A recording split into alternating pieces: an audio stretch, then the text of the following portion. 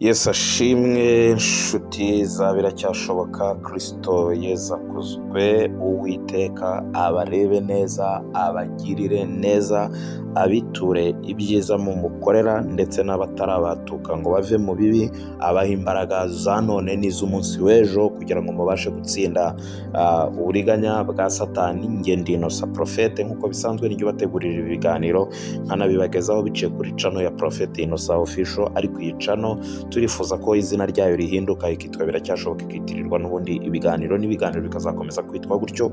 Nibwo buryo bwiza Imana iri kuduhishurira ku gukoresha iyi social media. Hanyuma nk'uko bisanzwe ibiganiro byacu bitambuka buri wa mbere no mu yindi minsi, ndetse twakira n'ubuhamya ari abagiriwe neza biciye muri Biracyashoboka cyangwa se biciye n'ahandi hantu runaka, kuko Imana ifite henshi ikorera, ntabwo ikorera muri Biracyashoboka gusa, hari n'ahandi hantu ikorera. Niba warahuye n'Imana ukafite ubuhamya, bufite ibihamya, ni karibu, ngwino tuguhe umwanya ubusangize abandi. Ariko icyo tugenzura ni ukuri ko ibyo uvugaho ko bifite ibihamya, kuko muri social media muri minsi harimo ibintu byinshi bitari ukuri. Twifuza rero gukora ibiri ukuri, nibyo bishobora gufasha abantu, kuko na Yesu yaravuze ngo abantu nibamara kumenya ukuri, ukuri niko kuzaba batora. Ntabwo dukeneye imyiryo y'abantu, ntabwo dukeneye amarira atari ukuri y'abantu, ntabwo dukeneye ibitwenge by'abantu bidaturutse ku Mana, ntabwo dukeneye amagambo menshi cyangwa make y'abantu adaturutse ku Mana. Dukeneye ikintu kivuga ukuri, kandi ukuri kw'Imana, kuko hari n'abahanga bigize inzozoke bavuga ko ukuri ngo ari kwinshi, ariko ukuri dukwiriye kumenya ni ukw'Imana, ni nako gukwiriye, niko gushobora kudufasha. Ndasabira umugisha wowe rero wamaze gukora subscribe kuri iyi channel, ndetse niba nawe ugeze hano ari bwo bwa mbere, ndakurarikira gufungura ibindi biganiro byatambutse. Urasangamo ubuhamya bugufasha, urasangamo ihumure, ubuhanuzi n'ibindi byose bishobora guhembura ubugingo bwawe. Kandi ndagusaba, niba wifuza kugumana natwe, nawe nibwo buryo bwiza bwo gukora subscribe. Dufashe gusharinga iki kiganiro, Imana iraguha umugisha. Ntabwo tugusabye amafaranga, kandi ubaye nayo uyafite, umwuka akaguhata kuyatanga wayatanga, ariko ibyo tugusabye birahendutse. Imana rero ihe n'umugisha abamaze gushyira Biracyashoboka ku mitima yabo, bakayisapotinga kugira ngo ikunde, ikomeze, ibeho, kubera yuko muri uyu murimo w'Imana hakenerwa ibintu bitandukanye, ariko ikiruta byose Kristo niwe nyir'umurimo, kandi yatangije umurimo mwiza hagati muri twebwe. Ni nayo izawusohoza, cyangwa se ni nayo izi igihe izawurangiriza, kuko ijambo ry'Imana riravuga ngo niyo Alpha na Omega. Reka nshimire wowe kandi ngusuhuze tubana ku rubuga rw'inshuti za Biracyashoboka rwa WhatsApp.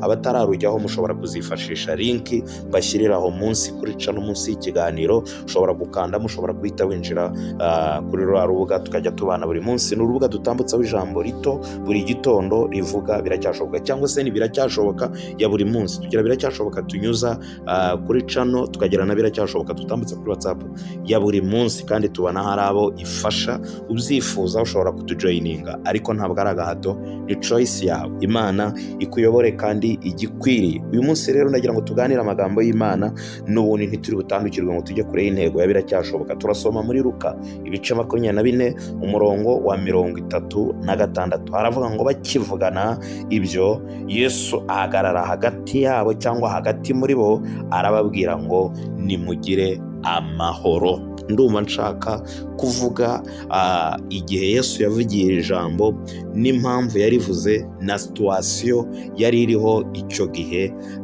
Ijambo ryitwa amahoro. Amahoro aruta ibintu byose. Amahoro aruta buri kimwe wirirwa uhiga. Amahoro aruta amafaranga. Ahari amahoro ibintu byose biraza, ariko ahari amafaranga ntabwo amafaranga asobanura amahoro. Hari uwavuze ngo money is not everything. Ntabwo amafaranga ari buri kimwe, ntabwo amafaranga ari byose. Hari ibyo akemura, hari ibyo akora, ariko ntabwo ari byose. Ntabwo umugore ari byose, ntabwo umugabo ari byose. Ntabwo kuba warabyaye bisobanuye ko ufite amahoro. Hari abababyara bakabananira, hari abababyara bakabarushya ntibagire icyo babamarira. Ntabwo kuba warashyingiye ari byo bivuze ko ufite amahoro. Kuba warakoze ubukwe bwa miliyoni, miliyari n'ibindi bintu runaka, ukainvestisamo ibirenze iby'umurengera, ntabwo aricyo gisobanuro cy'amahoro. Ntabwo kuba ufite umugabo mwiza aricyo gisobanuro cy'amahoro, ntabwo kuba ufite umugore mwiza aricyo gisobanuro cy'amahoro. Kuko ku isi nta kintu na kimwe, nta kinyabushobozi na kimwe kiriho gifite ububasha bwo gutanga amahoro. Memu na leta zishobora kuduha umutekano ariko ntizaduha amahoro. Abantu bajye bamenya gutandukanya umutekano n'amahoro. Mu gihugu cyacu dufite umutekano, turabyemera 100% kandi warahananiwe, n'ubu ngubu uracyaharanirwa, ariko ikintu cyitwa amahoro ni ibintu bitandukanye. Dushobora kuba dufite igihugu kirinzwe ariko ukaba utabanye neza n'umugabo wawe, ubwo nawe nta mahoro ufite. Ushobora kuba ufite igihugu kirinzwe ariko ibyo ukora bikaba bitagenda, nayo ntabwo ari amahoro ufite. Nawe ufite umutekano, twemerewe kugenda nijoro, ku manywa, amasaha ariyo yose, full time twagenda, ariko ntabwo bisobanuye ko ayo ngaya ari amahoro, ni umutekano. Tujye dutandukanya rero ibintu. Yesu abahagaze hagati aravuga ngo nimugire amahoro. Ririya jambo twasomye nk'uko twese tubizi, Yesu ubwo yamaraga kubambwa agapfa agahambwa, kimwe mu bintu cyahise cyataka abigishwa be cyangwa se intumwa ze ni ikintu cyitwa ubwoba. Nubwo hari abajyaga bajya kumusiga imibavu, ba Mariya na ba Marita, abandi bakajya bajya kuzinduka basura imva, ariko hari n'ubwo bagiye kuyisura, ari nawo munsi uyu munsi dusomye ahangaha, basanga ngo imva irarangaye, nta muntu urimo. N'uwo babajije ababwira ko yazutse ariko ntiyababwira aho yagiye. Hanyuma rero igihe kimwe aza kugendana na bamwe mu be ariko batamuzi, batashoboye kumumenya, nawe akagenda baganiriza, arababaza ati ese n'ibiki byabaye? Baramubwira bati ariko niwe utazi ibintu byabaye muri aka gace, muri iyi karitsiye, ntuzi ibyabayemo, ntuzi uko byagenze i Yerusalemu, ibintu byakomeye, hari umugabo wari warapfuye, wishwe, twari tuzi ko ari uzaducungura, bamutekerereza ibintu byinshi. Ariko kimwe mu bintu bari bakoze abigishwa be, ngo bari bagiye mu cyumba ahantu barifungirana, ariko bifungirana atari uko bari mu mwuka, atari uko babona bahakoze icyumba cy'amasengesho, bifungirana kubera ubwoba, kuko batinyaga yuko abishe Yesu nabo bashobora kubamara cyangwa se bakabica uruhongohongo. Bahitamo kwifungirana kubw'impamvu ebyiri. Impamvu ya mbere, byibuze bumvaga kwifungirana bishobora kubabera nk'ubwihisho, abashaka kubica ntibabagereho cyangwa se ntibabone aho banyura. Impamvu ya kabiri, bumvaga byibuze nibanapfa bashobora gupfana bagapfira hamwe, bikandikwa mu mateka, aho kugira ngo bapfe urusorongo buri umwe atazi amakuru y'undi. Ngo barafunga amadirishya, barafunga, barakomeza amakositara, barakomeza ahantu hose hashobora gutuma umuntu abumva cyangwa bareba, ngo barahafunga.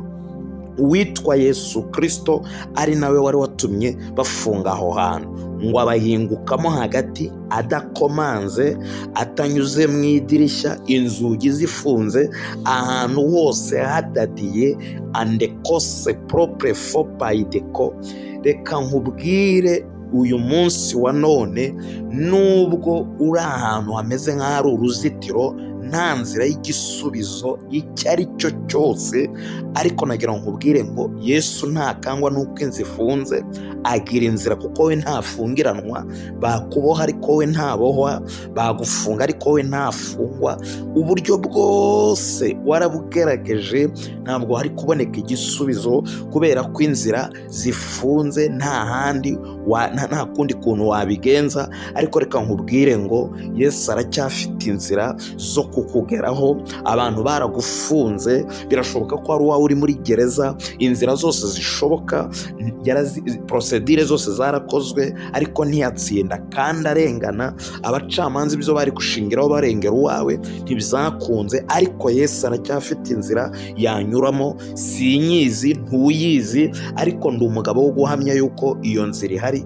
Urashonje, wambaye ubusa, ufite agahinda, ufite umubabaro, ntugira aho uba, umaze igihe mu bushomeri, abana ntibiga, niba baniga nabi, inzira zose zirafunze, ubona binagoye Yesu kukugeraho. Ariko ndagira ngo hanurire muri iki kiganiro, biracyashoboka. Yesu aracyafite inzira zo kunyuramo. Aba bigishwa bari bafunze kubera ubwoba. Abantu bagira ibituma bafungiranwa byinshi, hari abifungirana kubera ubwoba, hari abafungiranwa kubera ibirozi n'ibindi bitandukanye, ariko ngo abanyuramo, abageramo bataziho aho aciye, asanga kimwe mu bintu bari bakeneye ntabwo ari amafaranga, ntabwo ari akazi. Umva nawe, kimwe mu bintu ukeneye ni iki? ngo ikintu bari bakeneye ni ikintu cyitwa amahoro, ngo ahita ababwira kuko imitima yabo yari ihagaze, arababwira ngo imitima yanyu nituze nimugire amahoro. Ariko kubera kwizera guke kwabo n'ubwoba bwabo, ngo bamubonye kuko bazi ko yari yarapfuye,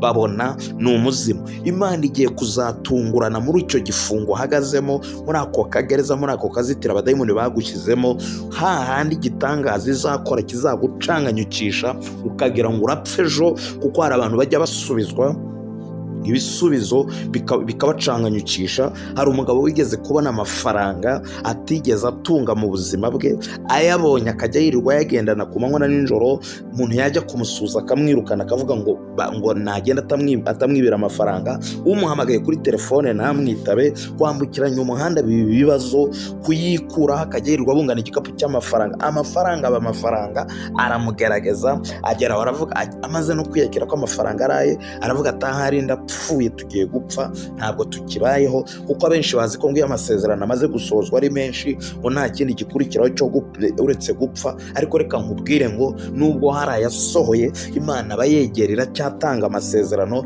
Narababwiye abari mu Rwanda ngo nubwo hari insengero zifunze, mu ijoro harafunguye, barakora ku manywa na nijoro, amasaha ayo ariyo yose, barakora mu mibyizi, barakora muri weekend, barakora hafunze, barakora hafunguye, barakora inzira zidahari. Uko byagenda kose, Imana iracyafite ubundi buryo, iracyafite ibindi bisubizo. Ntabwo rero nzi ahantu ufungiye, sinzi ahantu wikingiraniye cyangwa wakingiraniwe, ariko nagira ngo nkubwire ngo Yesu agiye kukugeraho, bidaciye muri izo nzugi ziriho, bidaciye muri iyo miryango. Nubwo waba uboshywe n'abameze gute, Yesu afite inzira agomba kunyuramo akakugeraho. Pawulo na Sila ngo bari mu nzu y'imbohe, bagezemo babadadiye, ngo bafata gahunda yo guhimbaza, iminyururu iradohoka, Yesu yishakira inzira, gereza irategeta, uburyo bwo kuva mu gereza butangira kuboneka. Petero ngo amaze kunagwa mu nzu y'imbohe, na Herode amaze abonye ko ashimisha Abayuda, yumva ashaka kumwiyongeza,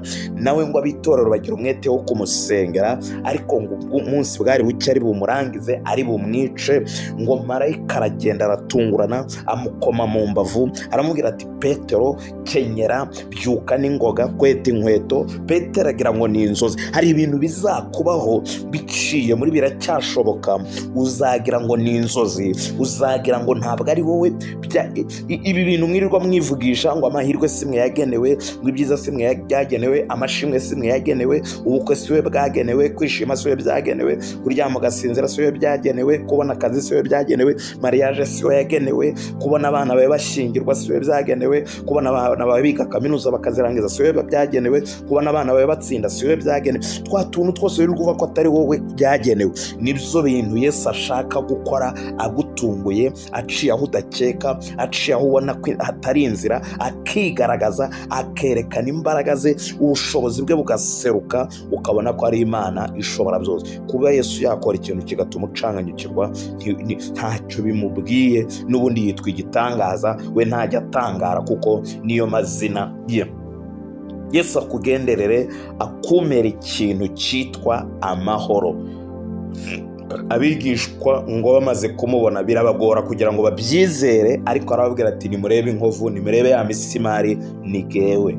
Yesu aracyariho kandi aracyakora, aracyafite imbaraga. Toma wari utari uri aho ngaho, wari wacomotse, nyuma aho aziye aravuga ati no, ntabwo gewe nabyemera, ntabwo njya nemerera abantu, nabyemerera mu kigari. Ibi bintu birasaba ko na evidence, birasaba ko n'ibimenyetso. Aramubwira ati ngwino ukoze intoki zawe mu kiganza cyanjye aho bateye imisimari. Ngo arangije abona kwemera. Reka nkubwire, wakemera utakemera, ariko niba usenga, girira Imana icyizere, aho hantu urufungiraniye Imana ibasha kuhagusanga. Reka ngusengere. Mana Data wa twese uri mu ijuru, se w'Umwami wacu Yesu Kristo, shyigikira ubu butumwa bwiza, sura uyu muntu, umuha amahoro mu mutima, umuhe ibitotsi, umuhe ibyishimo, murwanire, umutsindire, kandi bizatumaga byose atagira amahoro ubikubite hasi ubinanize, agira amahoro, agira ibyishimo, abona amaramuko, abona imibereho, abona akazi, ugafite nawe akaboneremo amahoro amahoro, ufite urugo ruboneremo amahoro, wahuraga n'ibibazo bitandukanye, umurwanirire kandi umutsindire. Wantumye gutangariza abantu ko bigishoboka. Komeza wemeze uyu mutima ukurikira ibiganiro byacu ko bigishoboka,